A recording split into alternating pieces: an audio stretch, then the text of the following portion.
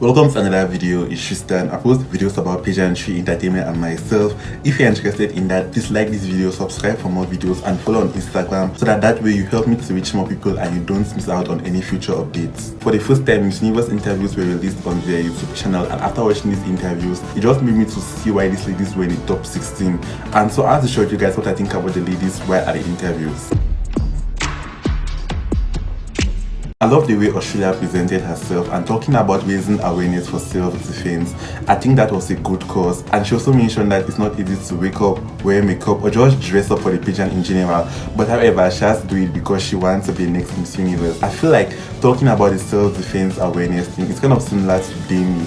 So if Miss Universe was 100% IMG, I kind of feel in a way that it's very possible that she might not have placed, but nonetheless I loved her answers at the interview so much. I think she was good. Next up I have Colombia. So first of all, I loved her dress. That suit was so gorgeous on her. I really loved her. She was very fluent in English. I like that so much, but however I wish that she was not frequently looking up while she was talking, you know, like the way that I do sometimes here. But I really enjoyed Colombia's personality, and then she also got to speak about the book that she wrote during quarantine, that's How to Be a Beauty Person instead of Beauty Queen. I just enjoyed that so much. Maria mentioned that inspiring one person is just enough, but if she has a chance to become the next Miss Universe, it's just a whole new big thing, and I love that so much. However, her interview clip was just 3 minutes and 30 seconds, while for the rest of the ladies it was 5 minutes. I don't know why hers was just 3 minutes and 30 seconds, but nonetheless I think I enjoyed Colombia so much. After watching Canada's interviews, I saw that she really deserved her spot in that top 16. First of all, I loved her voice, I loved her beauty, her skin was just glowing, and I really admired that so much. When she was speaking, I think she was a little nervous, but I think that she went through it, and that's what mattered. She spoke about lab research, sustainable fashion and her online business, and also providing statistics. When she was giving those statistics, I just love that so much. Seriously, I think she was detailed and on point, and I really enjoyed that. For that, guys, she was being asked a question that what does she have for people who think pageants are outdated or they feel that pageants are not relevant. She said that it's because these people think that pageant is all about beauty, makeup and all that, but when you really watch a pageant and you dig deeper to see what they're really about, the advocacy, how they improve the communities and all that, you know, and I just enjoyed that so much. I think Canada was really gorgeous. Seriously, it was a shocking placement, but after watching these interviews, I really loved her personality so much, and I see why she deserves to be in that top 16. For Curacao, first of all, I love her outfit. It was so beautiful. Secondly, as someone who is just coming from quarantine, she had much energy. Seriously, it was so surprising. One thing I like about her was when she was talking and giving illustrations with her hands and her body. I just enjoyed that so much. She also mentioned that she was in New York alone, and so she had to be responsible for herself and all that. I don't know what to say, but this lady was so beautiful during the interviews, and I'll just say that you guys should go watch her, seriously, because she was just perfect, and I enjoyed that so much. Her personality was so fun and loving. I don't know what to say again, seriously, but I think that Curacao nailed the interviews. For Dominican Republic, first of all, I love her outfit. She spoke about young girls and that they don't need to get married when they're too young, especially to much more older people. But I just loved her impressions so much. I think they were so good. She also mentioned about her insecurity with public speaking because of her accent and other factors, and I enjoyed that. If you watch my older videos, guys, you notice that I was speaking so fast, but going to this video, after watching that, I just told myself that I'll just calm down, relax and talk to you guys as if I'm talking one-on-one, and I feel like it's more better, seriously, than just rushing through things, making mistakes, you know. So let me know what you guys think about this video and the way I'm talking as compared to my older videos. But back to Dominican Republic, she mentioned about heroes in her country and that people who really help others or change society are not given credit therefore or acknowledged properly. I think Dominican Republic really gave a good impression, and I enjoyed that so much. Haiti spoke in French and used a translator, and I'm surprised that even with the translator, she still spoke everything in 5 minutes.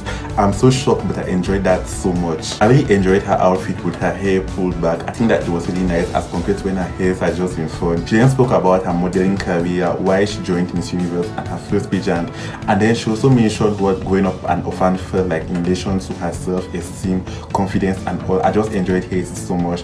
I think that Haiti did a really good job at the interviews. When I watched Miss India's interviews, guys, I was like, now I see why you guys will not stop praising her, seriously, especially for the back-to-back and all that.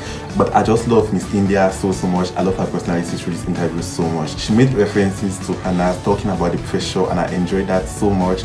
Also, she proceeded to speak about climate change, carbon footprint and all that. I think that when she brought in those vocabularies such as carbon footprint and all, I just think it was so nice, seriously. I really enjoyed her words, her grammar and all. I think it was so perfect. She was then being asked about her insecurity, whereby she mentioned that it's all about fitting into that people accept you, but as time went by, she's trying to be herself, and I really enjoyed that so much. Seriously, I can relate to this when you're trying to fit in, but with time, just be yourself. Seriously, that's all that matters, just being yourself. Next up, I have Laos. So first of all, I love her outfit. It was so gorgeous. The monk and the Laos woman on one side, and then the classic fashion on the other side. I think it was so nice. I really enjoyed her while she was speaking. Seriously, her English was perfect. She was speaking perfectly. Like, I was so shocked at the same time, but nonetheless, I think she was so perfect. She spoke of people, especially girls, not having control over their lives in Laos, that are controlled by their parents, their husbands and all, and that it makes them lack confidence and become shy. But because she's able to come to Miss Universe, that means other people can look at her and get inspired by her. I just enjoyed that so much. I enjoyed every moment of Miss Laos, and I think that she was so perfect. I really enjoyed Miss Peru, especially as she spoke English very well, and later on I realized that it's because she has lived in the US before. I think that at some point while she was at the interview, she definitely felt the pressure and could not express everything very well in English. But nonetheless, I love how she was up for the challenge. I just wish that, you know, like when times were so hard for her, she could have used a translator, but nonetheless, I still love Alicia so much. I'm just happy that I got to see another side of Alicia, and I knew that her personality was so nice, so I enjoyed her moments so much. Puerto Rico, that's 𝐅𝐸𝐿 𝐷𝐞, and she's one of my heavy favorites.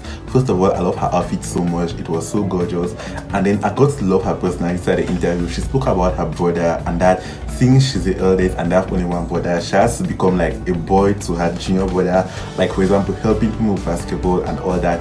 I just enjoyed that so much. For that, she spoke about space, and that even if she cannot become Miss Universe, she will go to the universe. I just enjoyed that so much. She was being asked about her role model, and she said that she doesn't have quite one, but that as long as someone knows what they're capable of and what they can do, then that's her role model.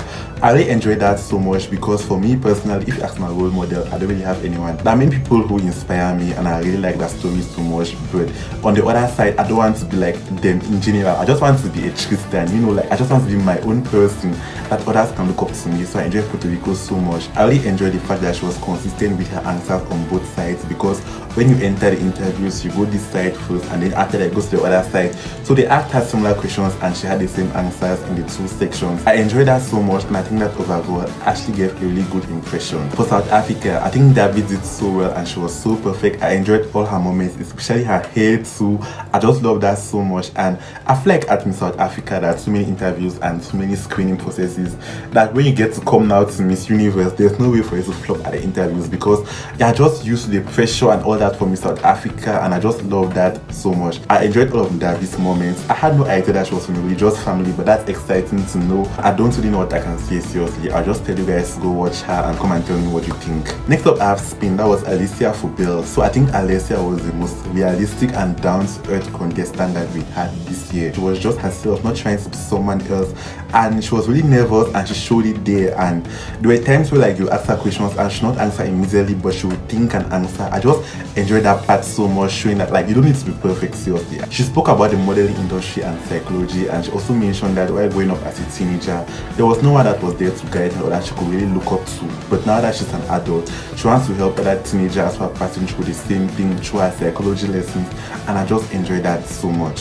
She also mentioned that there are times whereby she was in one area of the world and she could not fit in with the modeling industry, but in other areas she was fitting in very well, and they will accept her. That in some places she could not book jobs because she was this size, but in other areas she was booking those jobs. That in general, stop trying to fit in where you don't belong and find where you belong. I just enjoyed that so much. I feel like I can use this personally in my life so well.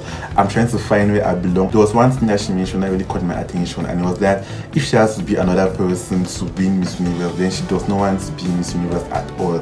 I want to win because of who I am, and if I have to pretend to be someone else in order to win, then I don't want to win. I really enjoyed that part so much, and like Louise Portela said, I feel like that's what gave her that spot in the top 16, because she was so authentic, so herself, so realistic and down to earth. I enjoyed that so much. For Trinidad and Tobago, first of all, I loved her outfit so much. It was so gorgeous. I loved her accent. She was so nice. She spoke about her Miss World journey and Brenzzy Fitzwilliam and all, and the inspiration and the story behind that coming to Miss Universe. She was being asked if she thinks she's the best contestant, I think, but she said that she's not the best, but definitely she's just grateful for the opportunity to be the voices of people. I just enjoyed her so much. She also spoke about forgiveness. I think it's the first time I'm hearing something like this in pageantry, but I just love that so much.